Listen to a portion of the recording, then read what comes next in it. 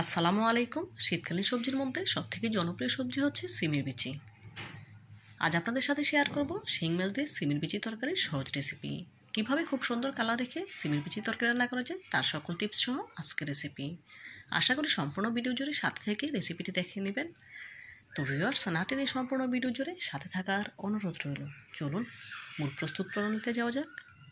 সিমের বিচির তরকারি রান্না করার জন্য প্রথমে চুলে একটি প্যান বসিয়ে নিয়েছি। দিয়ে দিলাম 4 টেবিল চামচ সয়াবিন তেল।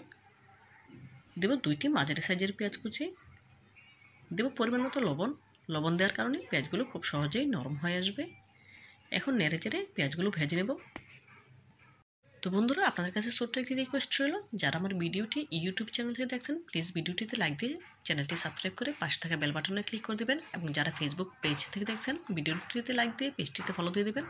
এতে করে আমি যখন কোনো নতুন রেসিপি আপলোড করবো সবার আগে আপনার কাছে পৌঁছে যাবে। এই কাজটি যারা অলরেডি করে নিয়েছেন আপনাদেরকে জানাই অসংখ্য ধন্যবাদ। দেখুন, এই পর্যায়ে পেঁয়াজগুলো ভাজা হয়ে গিয়েছে। এখন এর সাথে অ্যাড করে দেবো 1 চা চামচ রসুন বাটা।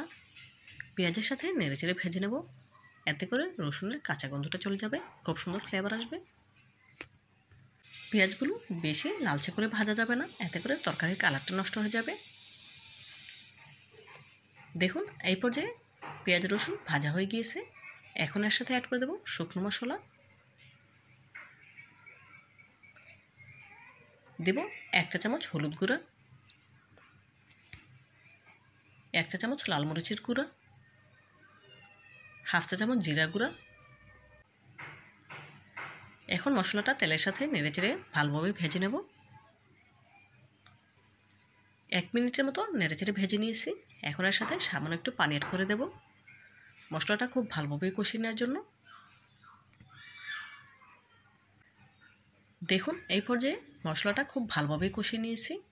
মশলা থেকে তেলটা ছেড়ে দিয়েছে, দেখি বোঝা যাচ্ছে মশলাটা কষানো হয়ে গিয়েছে। এখন এর সাথে অ্যাড করে দেব শিং মাছ, যেগুলো আমি আগে থেকে খুব ভালোভাবে ধুয়ে পানি ঝরিয়ে নিয়েছি।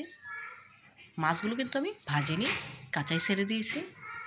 মশলার সাথে মাছগুলো খুব ভালোভাবে নেড়ে চেড়ে নেব।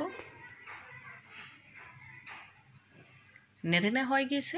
এখন ঢাকা দিয়ে গ্যাসের ফ্লেম মিডিয়াম হিটে রেখে জাল করে নেব 5 মিনিট। এই 5 মিনিটে মাছগুলো খুব ভালোভাবে সেদ্ধ হয়ে যাবে, আবার কষানো হয়ে যাবে।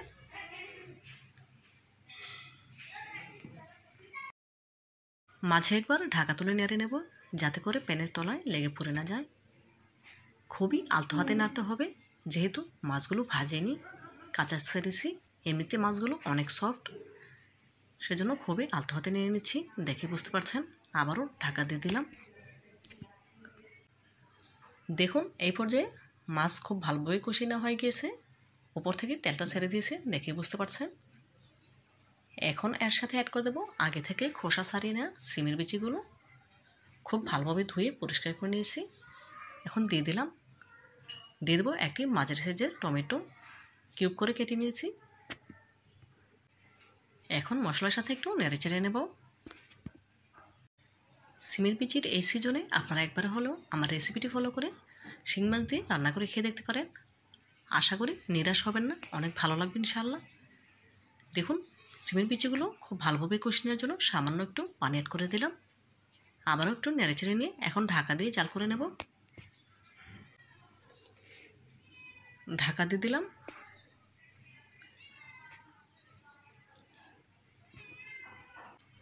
তিন 4 মিনিট জাল করে নেওয়ার পর এখন ঢাকা তুলে একটু নেড়ে চেড়ে দেবো, যাতে করে প্যানের তলায় লেগে পুড়ে না যায়। খুবই আলতো হাতে নেড়ে নিচ্ছি, দেখি বুঝতে পারছেন। নেড়ে নেওয়া হয়ে গেলে আবারও ঢাকা দিয়ে দেবো। অপেক্ষা করব সিমের বিচিটা পুরোপুরি কষে আসা পর্যন্ত।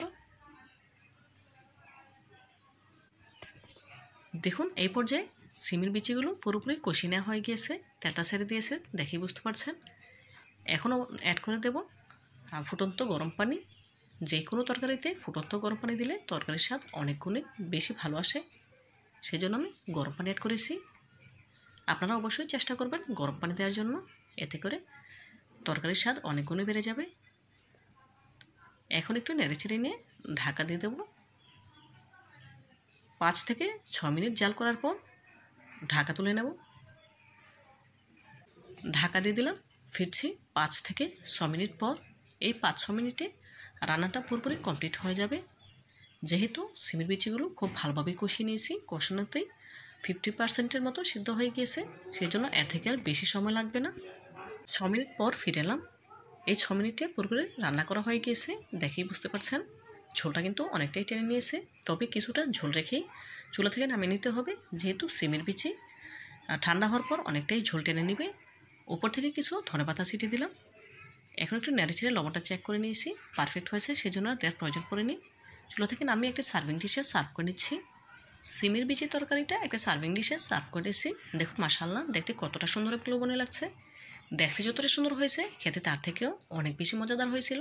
আপনারা না খেলে বুঝতেই পারবেন না শিং মাছ দিয়ে সিমের বিচি তরকারিটা এত বেশি সুস্বাদু হয়।